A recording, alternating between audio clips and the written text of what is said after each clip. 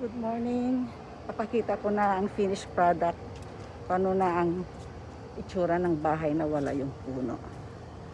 So, yan. Yan na ang itsura ng bahay na walang puno. And very, na siya, exposed sa araw. Na siya. So, yan yung tinunaw na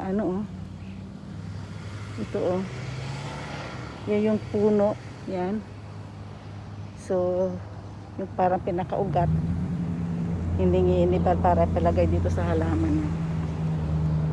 So yan ang itsura ng bahay na walang puno. Yan, kanya na siya, hindi na siya maganda tingnan, wala na nag-a-accent. So, ayan na muna for now. So, at patam na lang namin ng fruit bearing tree.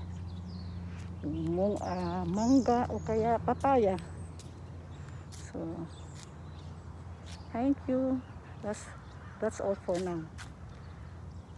Bye.